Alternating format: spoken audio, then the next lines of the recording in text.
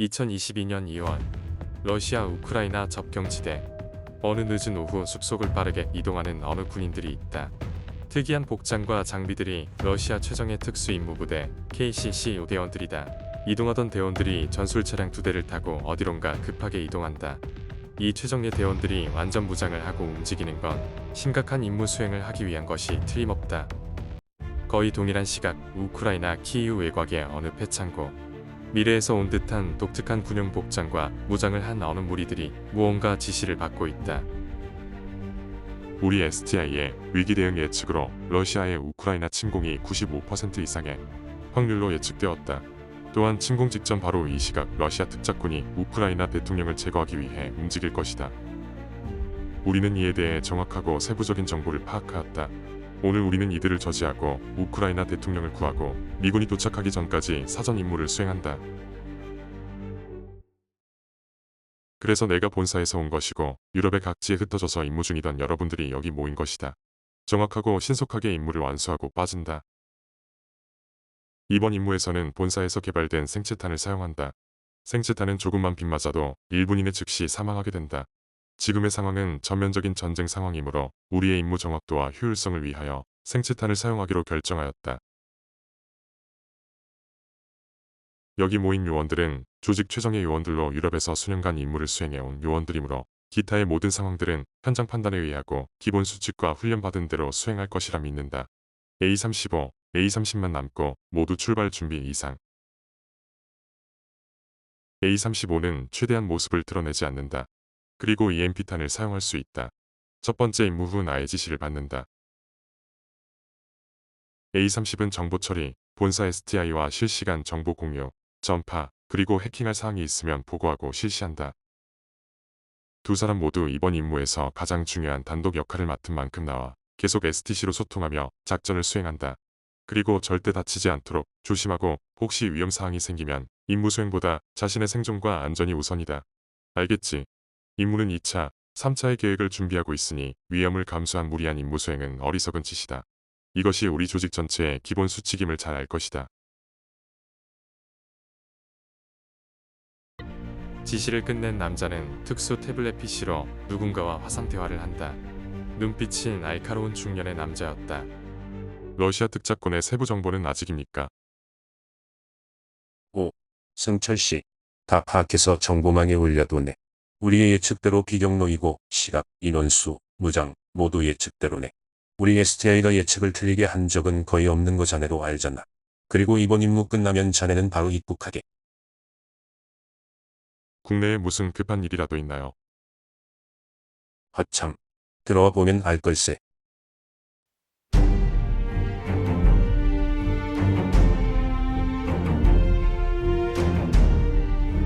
통신이 끝나고 승철은 창고 밖으로 나와 잠시 먼 산을 바라본다. 끝없이 깊은 바닷속과 같은 맑고 깊은 눈빛이지만 당당한 어깨와 강철 같은 몸으로 거대한 산에 무거움과 신비함이 있는 남자였다.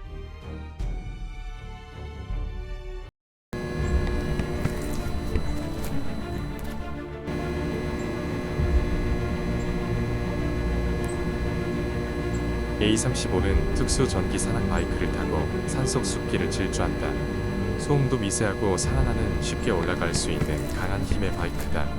어둠이 짙은 산길이지만 헤드라이트는 미세하게 켜져 있다. 어차피 길은 고불의 야간 투시경으로 다 보이기 때문이다. 어느 산 정상에 위치한 A35는 서둘러 저격 라이플을 준비한다. 저격 라이플도 이제까지의 일반적인 그것이 아니었다. 조준경에 달리고 있는 러시아 전술 차량 한 대가 보인다. 그런데 차량 바로 밑 도로를 정확히 조준한다. 조준 즉시 발사. 발사된 총탄이 정확히 달리던 차량 바로 밑 도로에 맞아 푸른 섬광을 내며 터진다. EMP탄이었다. 달리던 러시아 전술 차량이 갑자기 길에 멈춰선다. 대원들이 나와서 이리저리 살펴보지만 원인은 찾지 못한다. 한참을 그러고 있을 때쯤 팀장으로부터 무전이 온다. 왜 안 보이나? 무슨 일이야? 갑자기 차량 불능입니다. 뭐? 이런. 차량 준비한 놈 어떤 놈이야? 응? 이런. 하지만 시간이 없다. 너희들은 무슨 수단을 써서라도 작전지로 집결한다. 산을 넘든 차를 탈취하다. 어떤 방법이라도 동원하라. 모든 상황을 살피던 A-35는 서둘러 바이크를 타고 이동한다. A-35 임무 완료. 낙오된 인원들 6명이 좌측 산속으로 들어간다. 상공의 드론이 따라가고 있으니 좌표 확인 요망. 우리의 예측 경로이다. 이상. 오케이. 다음 임무 위치로 와서 대기할 것. 예썰. 러시아 KCC 오대원들이 어둠이 내린 산속길을 달리기 시작한다. 30분 이상을 산악구보를 하는데도 지친 기색이 거의 없다. 역시 최정예 군인들이다. 빨리 서둘러. 이 산을 통과하면 차가 다니는 길이 나온다. 거기까지 최대한 빨리 이동한다. 그때였다. 산길을 달리던 그들에게 서방에서 총탄이 날아든다. 하지만 그래도 러시아 최정예군답게 재빨리 엄폐물을 젓한 즉시 대응의 사격 자세를 취한다. 하지만 그들은 팔과 다리에 어깨 등에 총탄이 박히거나 스치는 느낌을 받았다. 뭐야? 도대체 어디서 날아오는 거야? 우리가 이 시간에 여기를 지나는 건 어떻게 알고? 팀장 쪽에 무전도 되지 않습니다. 놈들이 어딘가에서 나타날지 모르니 일단 숨죽여 기다린다. 놈들을 봐야 대응을 해도 할 수 있으니. 하지만 이들은 하나 둘 잠이 들 듯이 쓰러지기 시작한다. 채 2분도 안 되어 모두 쓰러졌지만 2명만이 남아 있었다. 뭐야? 다들 왜 이래? 왜 갑자기 다들 죽어버려? 동료들의 시체들 옆에서 단 2명만 남아 이상함을 넘어 공포가 밀려올 때쯤 총탄 2발이 날아든다. 그의 가슴 쪽에 정확히 총탄이 박힌다. 이들도 비명을 지르며 쓰러진다.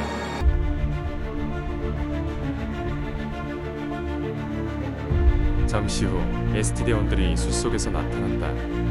모두 확인해. 다 죽었습니다. 생체탄 이거 성능 무시무시하네요. 생체탄보다 정보가 워낙 정확하니 이런 작전이야 뭐 쉽지. 자, 모두 장비 다 수거하고 전술복, 전술화 다 벗겨서 신원을 알아볼 수 없게 해. 1차 작전을 마친 ST대원들은 전술 SUV를 타고 이동한다. 이 차량은 차량 전체 방탄은 기본, 자동 조준 중기관총까지 숨겨진 완전 자율주행 전기차이다. 대원들이 차 안에서 대화를 한다. 아, 이번 임무 빨리 끝내고 난 국내로 들어가려고 신청했어. 아버님 상태가 별로 안 좋아. 하긴 모 회사 덕에 많이 오래 사셨지만. 그러세요?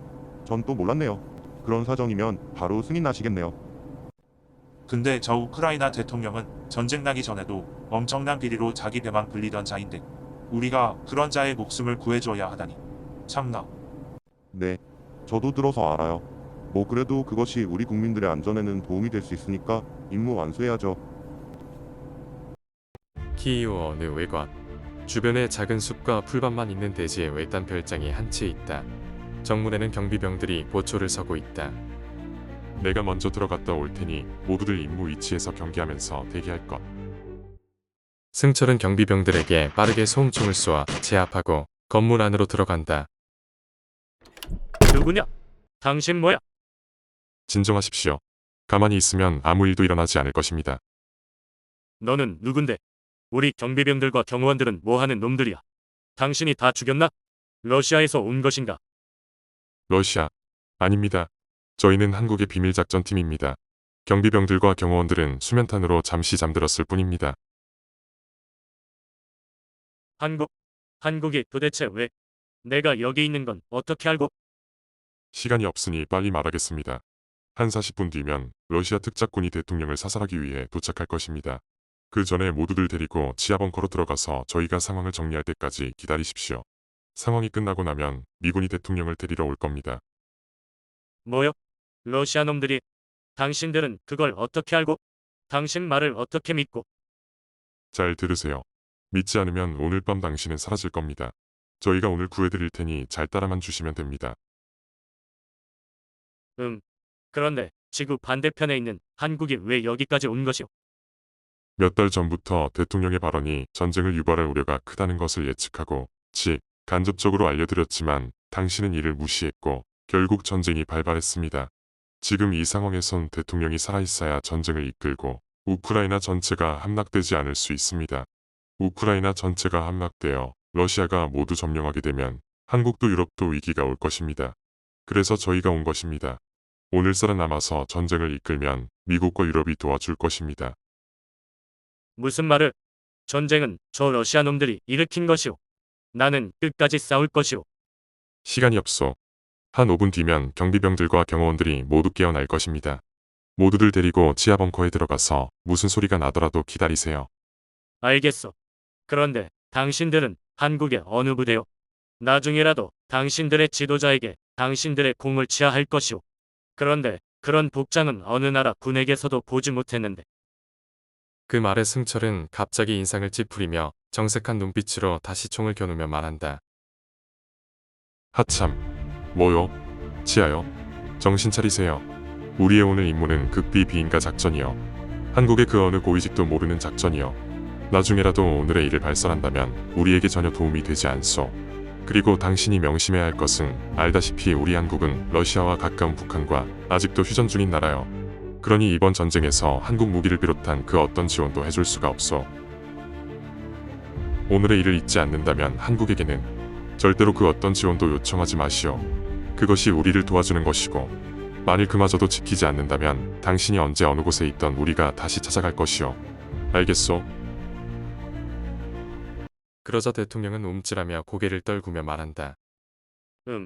알겠어. 절대 잊지 않겠소. 네, 어떻게 나의 목숨을 구해준 일을 잊을 수 있겠소. 그랬다.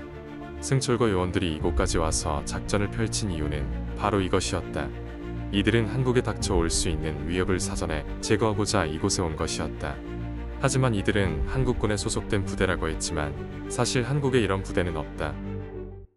승철은 무전통신으로 명령을 한다. A30. 준비됐으면 안으로 들어올 것. 네, 대장. A30. 대통령 인공신체 더미는 설치했나? 네, 창가에 잘 보이게 해뒀어요.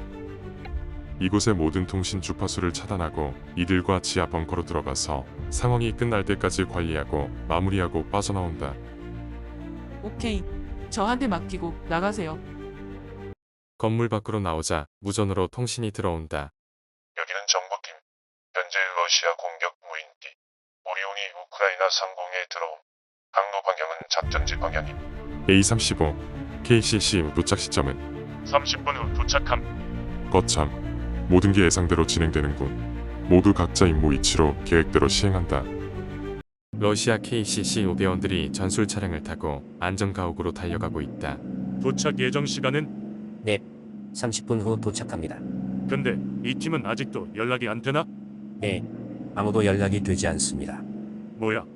이놈들은 뭐 이런 일이 어쩔 수 없다. 시간을 정확히 지켜야 하니 기다릴 수가 없다. 끝내 합류하지 않으면 우린 단독으로 임무를 완수한다. 도착 700m 전에 은폐가 가능한 곳에 차를 세운다. 잠시 후 전술 차량이 어느 숲 근처에 도착한다. 정찰병, 먼저 가서 타겟 확인해서 보고해. 보고하겠음. 정찰병들이 망원경으로 안전가옥을 살핀다. 창문 너머 대통령의 모습이 확실히 보인다. 정찰병 한 명이 무전 보고를 한다. 타겟이 확인되었음. 확실히 건물 안에 있음. 오케이, 알겠음. 그 정보야 뭐 그놈들 대통령실 내부에서 접수된 정보이니 당연히 정확하지. 무전을 마친 팀장이 위성전화로 어딘가 통화를 한다. 여기는 지상팀 오리온 곧. 오리온이다. 작전지 상공을 선회 중이다. 타겟은 확인된다. 타겟 확인 완료. 즉시 발사 요망. 그 후 정리는 지상팀이 처리한다. 확인 완료. 발사 5초 전. 3, 2, 1 발사. 안전가옥으로 정확히 날아든 미사일이 건물 전체를 완벽히 파괴시켰다.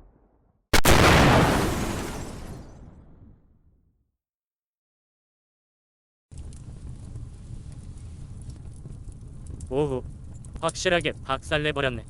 저 정도면 절대 아무도 못 살아남지. 모두 가서 정리해. 혹시 모를 생존자는 즉시 모두 사살한다. 여기 타겟과 닮은 시체가 있습니다. 맞다. 타겟이다. 임무 완료. 철수한다. 즉시 본부에 보고해. 철수하기 위해 차량으로 온 KCC 5대원들이 출발하려는데 차량이 아무것도 작동하지 않는다. 마치 배터리가 없는 차량처럼. 뭐야? 이건 또 왜 이래? 이런. 정비병. 확인해봐. 배터리가 전혀 전압이 없습니다. 그런데 비상용 배터리도 전혀 전기가 안 나옵니다. 이럴 리가 없는데. 출발 전 확인했었는데. 모두들 차량을 보며 어쩔 줄 몰라 하고 있을 때 갑자기 총탄들이 날아온다. 임무 완수의 안도감에 방심하던 대원들은 하나 둘 모두 쓰러져갔다. ST 대원들이 나타난다. 모두 확인해. 다들 장비 수거, 옷 벗기고 구석진 곳으로 옮긴다. 승철이 무전통신을 한다.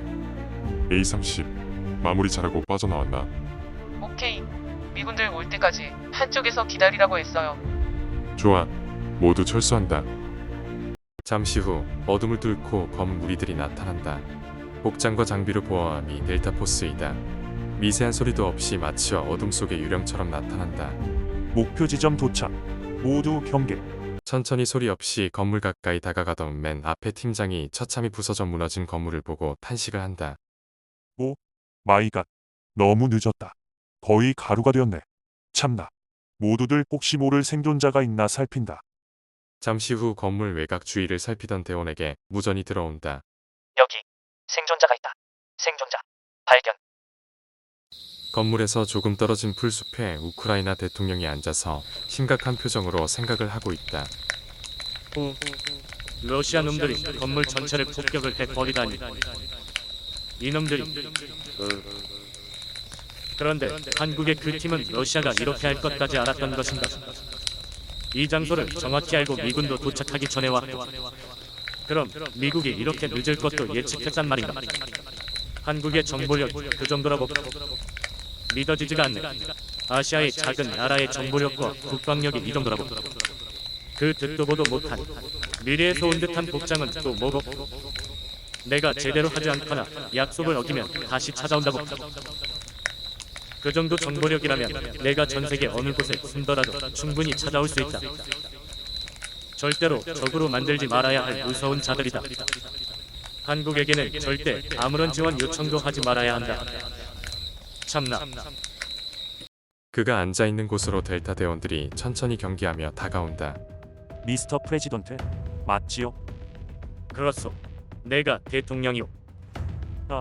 저희는 미 델타 포스입니다. 그런데 이게 어떻게 된 일입니까?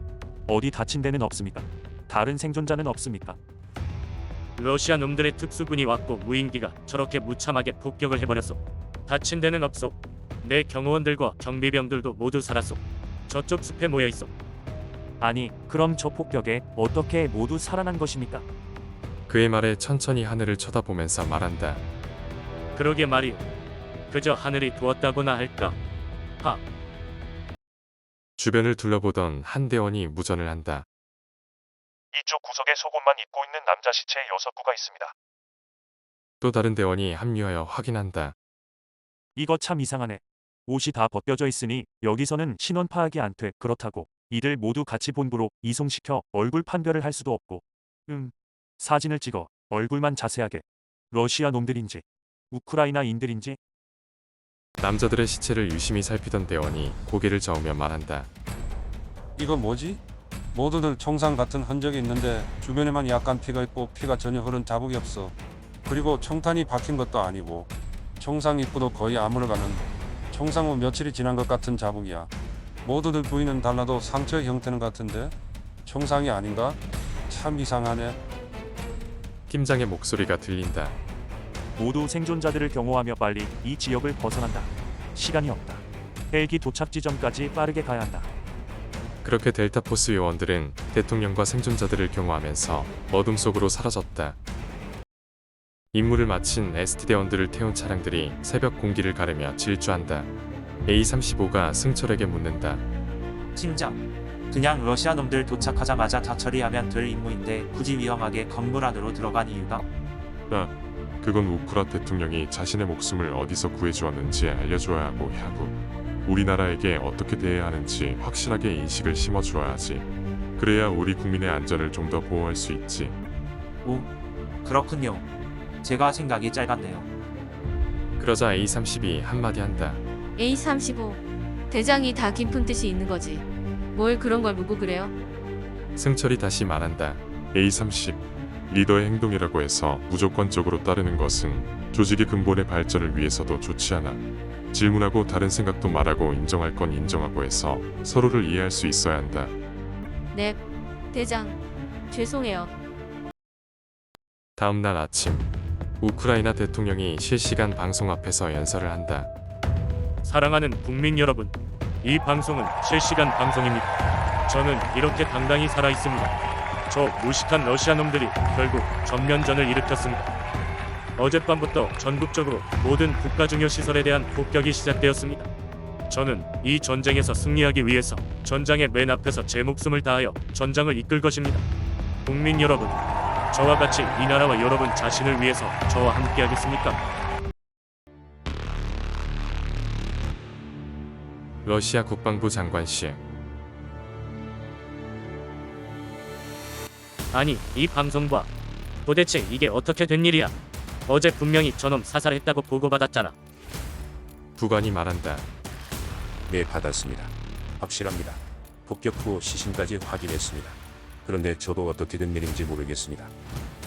그런데 그 보고를 한 놈들은 왜 아무도 연락이 안 되나? 한 명도 아직 아무도 연락이 되지 않습니다. 미군들 무전 감청에서 소문만 입고 있는 남자 시체 6구에 대한 얘기가 있었는데 그것이 저희 대원인지는 파악이 안 됩니다. 뭐야 이게? 도대체 처음부터 제대로 돌아가는 게 없어. 미치겠네. 이걸 어떻게 대통령에게 보고를 하나? 저놈을 확실히 처리했어야 전쟁을 초기에 빨리 끝내는 건데. 뭐야 이게? 2022년 2월 24일 새벽 러시아 푸틴은 특별 군사작전을 명령했다. 순식간에 미사일이 키이우, 하르키우, 마리우폴 등 주요 도시에 떨어졌고 지상군이 북부, 동부, 남부에서 일제히 진격했다. 77년간의 평화롭던 유럽에 또다시 인간과 인간이 서로 죽고 죽이는 전쟁이 다시 시작되었고 모든 국가가 에너지, 자원과 물류, 경제적으로 연결이 되어 있는 지금의 이 세계에서의 전쟁이란 전 세계적으로 대부분의 나라에 더욱더 고통과 불안을 가중시키게 된다. 그렇기에 지구의 반대편에 있는 한국도 이에 대한 영향을 피하기 어렵다. 또한 러시아, 북한, 중국이 붙어있는 한국으로서는 이것이 가벼운 위협이 아니었다. 하지만 한국의 정부는 이것에 대응기 대처 능력이 있었는가?